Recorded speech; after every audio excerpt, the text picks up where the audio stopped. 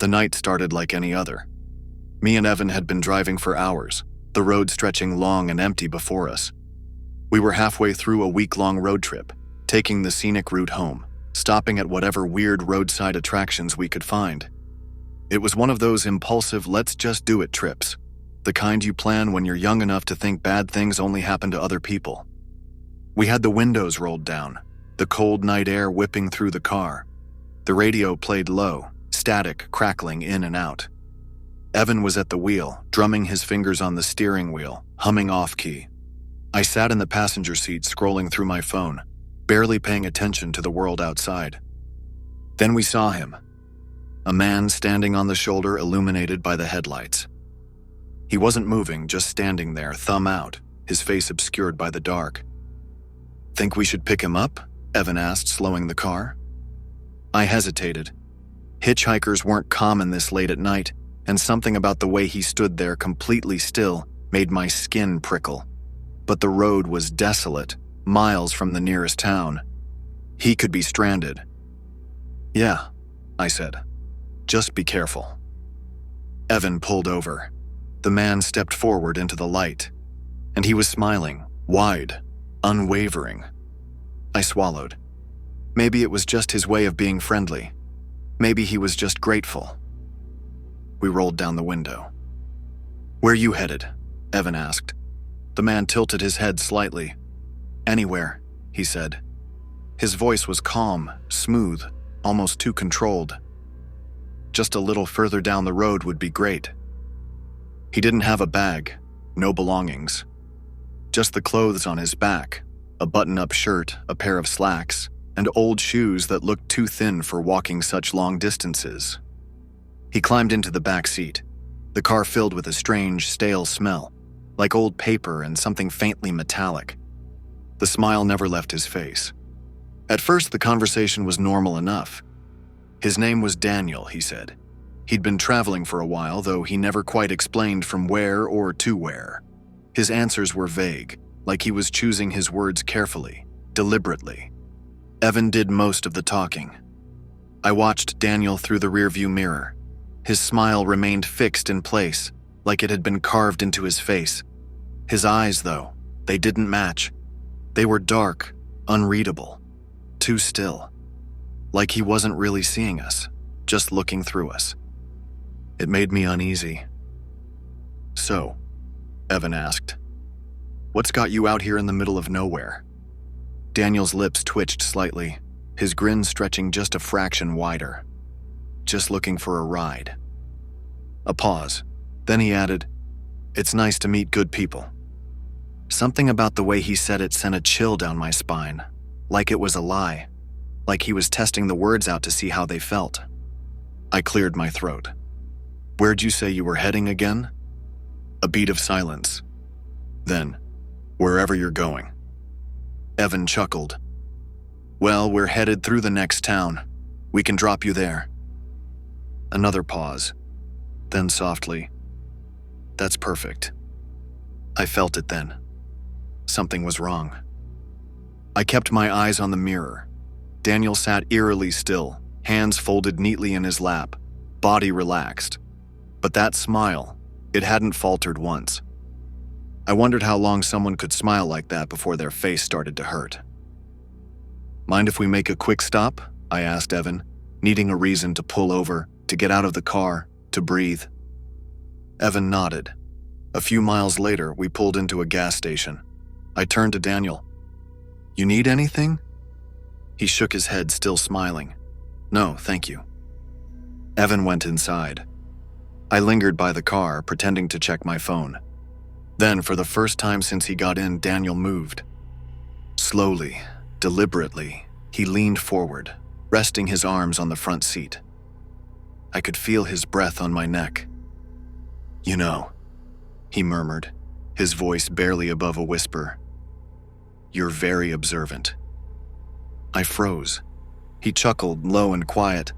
"But you shouldn't stare so much. It's rude." I turned, heart pounding, but he was already sitting back, his expression unchanged, his grin as wide as ever. Evan returned, oblivious. "Ready to go?" I hesitated. Every instinct in me screamed to run, to get out of that car and never look back. But I didn't, and I've regretted it ever since. We got back on the road. Daniel was silent now, just smiling, watching. Something shifted in the air. The tension thickened. I could feel my own pulse hammering against my ribs. Then softly Daniel spoke. "You're going the wrong way." Evan frowned. "What?" Daniel's grin widened. "You should have taken the exit back there." I looked at the GPS. We weren't supposed to take any exits. Evan laughed nervously. "Nah, we're good." Daniel's expression didn't change. "You really should have taken it." And that's when I saw it. His hands, his fingers twitching, clenching, unclenching, his knuckles whitening. Evan met my eyes in the mirror. He knew. We had to get him out of the car. We never made it to the next town. Evan pulled over under the pretense of checking the engine. I got out first, pretending to stretch. Daniel didn't move. Then, without a word, he opened the door and stepped out. He walked to the side of the road, hands in his pockets, smiling. And then he just stood there, watching us. We got back in the car and drove. Fast. For miles we didn't speak, didn't breathe, didn't look back. When we finally reached the next town, Evan pulled over and let out a shaky breath.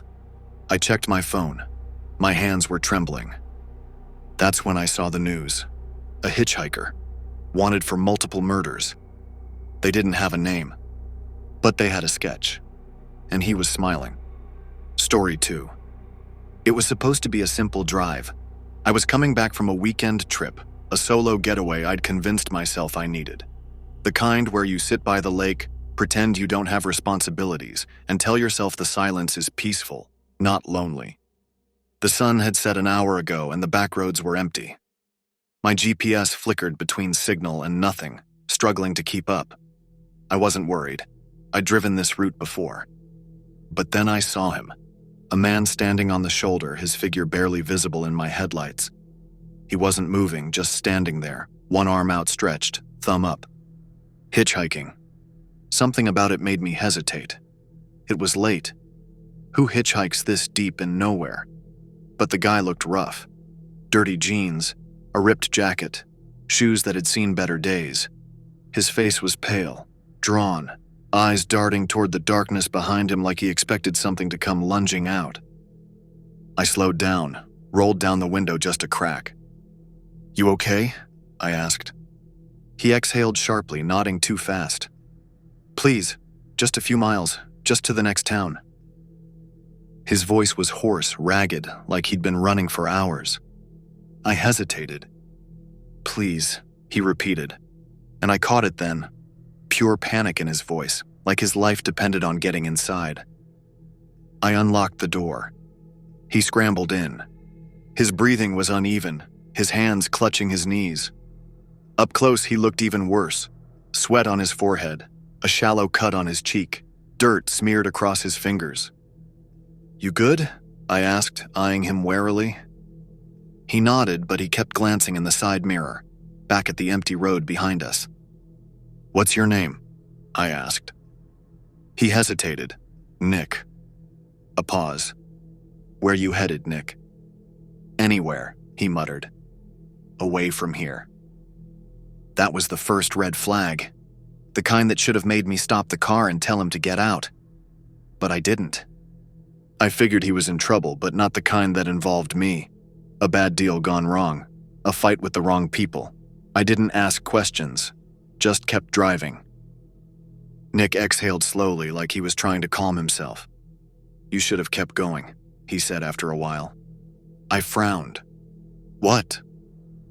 "You shouldn't have stopped. You should have just driven past me." A chill ran through me. "Why?" His jaw tightened. His fingers drummed nervously against his thigh. "Just, if we see another car, don't stop, no matter what." That's when I realized I'd made a mistake.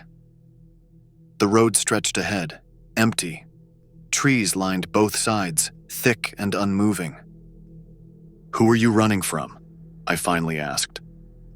Nick didn't answer right away. Then, barely above a whisper, "I don't know."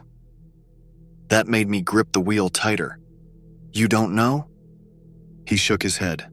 "It doesn't matter, just drive." It did matter. I opened my mouth to press him, but then... Headlights. A pair of them in the rearview mirror growing closer.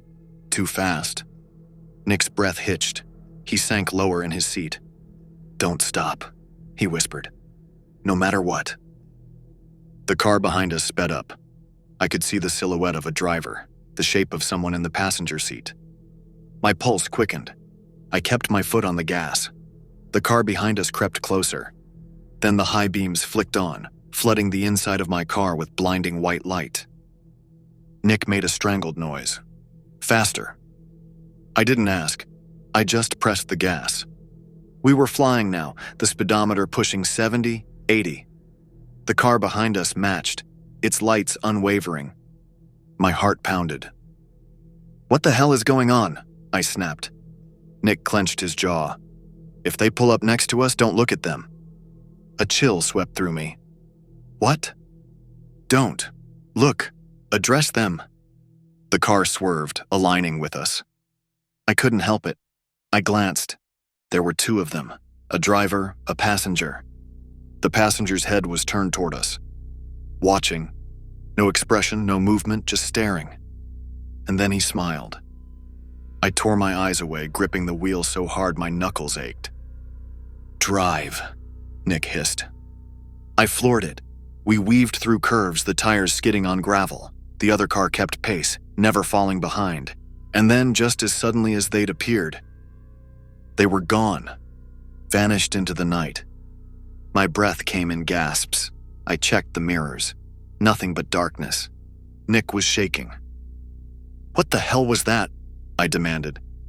He didn't answer, just pressed his hands against his face, muttering something under his breath.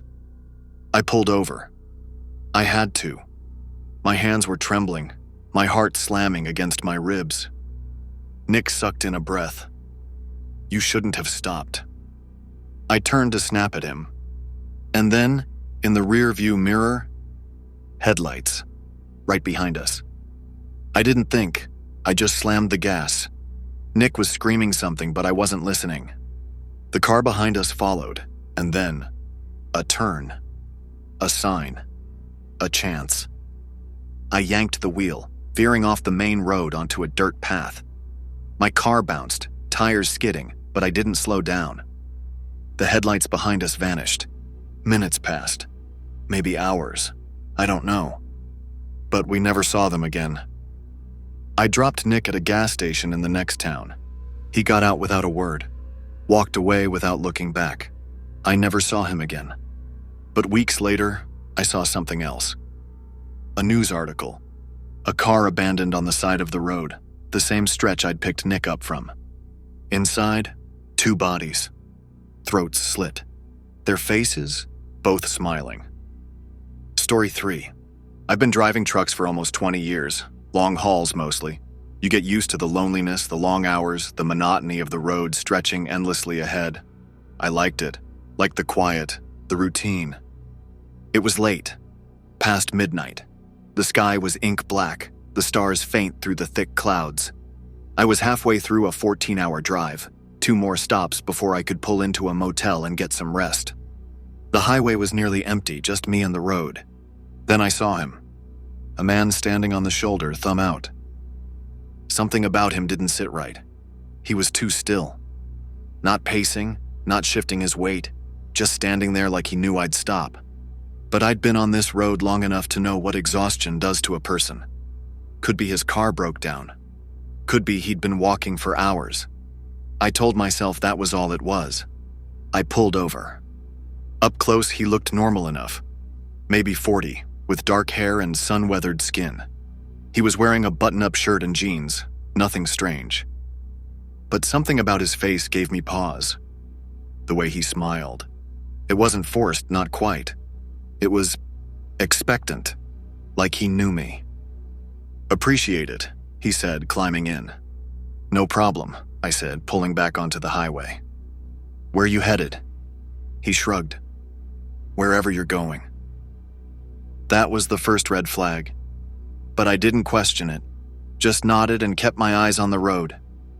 The cab filled with silence. He didn't fidget, didn't check his phone, just sat there, hands folded in his lap, grinning. A few miles passed. I tried to focus on the drive, but I could feel him watching me. Not in a menacing way. Not exactly. Just studying. "So," I said finally, just to break the silence. "What were you doing out there?" "Waiting," he said. "For what?" His smile widened. "A ride." His voice was slow, deliberate, like he was savoring each word. Something about it made my stomach twist. I nodded stiffly. "Lucky I came along then." "Yes," he exhaled, long and slow. "Very lucky." An hour passed. The road stretched on, endless. Then he spoke again. "You don't remember, do you?" I frowned. "Remember what?" His grin didn't falter. "We've met before." I glanced at him, trying to keep my expression neutral. "Don't think so." He chuckled softly. "Oh, you wouldn't." The hairs on the back of my neck prickled. I didn't know what he meant, but something in his tone made my pulse pick up. I forced a chuckle. "Guess I pick up a lot of folks." "Yes," he murmured. "You do." The air inside the cab felt heavy. My hands tightened around the wheel. "Mind if I ask where you're from?" I said casually. He didn't answer right away. Then, "Not far." Another non-answer. I swallowed, keeping my eyes on the road. My truck was equipped with a camera. A silent relief. If anything happened, there'd be a record of it. Then he said something that made my blood run cold. "The camera doesn't work." I nearly swerved. "What?" He grinned. "Your dash cam. It's broken." I stared ahead, forcing my breathing to stay even. "How do you know that?" I asked carefully. Silence. Then he said, "Because you turned it off." I didn't respond. Didn't know how to. I knew for a fact my camera had been on when I started the drive. I didn't turn it off. But I didn't check it either. Not after picking him up. My grip on the wheel tightened. I needed to end this ride. "There's a rest stop up ahead," I said, keeping my tone neutral. "I can drop you there." "No need," he said. "We still have time." The way he said it sent a chill down my spine. "Time for what?" I pulled off at the next exit. He sighed. "You don't need to stop." "Need to stretch my legs," I lied. I parked near the convenience store. The lot was mostly empty, just one other car. He didn't move, just kept smiling. "You're not getting out?" I asked. He shook his head. "I'll wait." Something about the way he said it made my stomach turn. I stepped out, trying to act normal, but my hands were shaking. I walked to the store, pulled out my phone. No signal. I turned. My truck was still there. So was he. Still smiling. I had two choices: get back in and keep driving, or run. Neither seemed like good options. Then I saw it. The back of my truck was unlocked. My heart pounded. I hadn't opened it. I glanced at him again. He was watching me, waiting. I took a step toward the truck, hand trembling as I reached for the latch. I lifted it, and my stomach dropped. Inside dash. Bodies. Stacked neatly. Wrapped in plastic. My breath caught. I stumbled back, bile rising in my throat. Then, a voice behind me. "You really don't remember, do you?" I don't remember much after that. Just running. Someone found me hours later wandering near the highway. I must have looked insane, babbling about a hitchhiker, about the truck. But when the cops arrived, my truck was empty. The bodies were gone, and so was he. But the camera, the one I swore I didn't turn off, had footage. Of me, driving alone,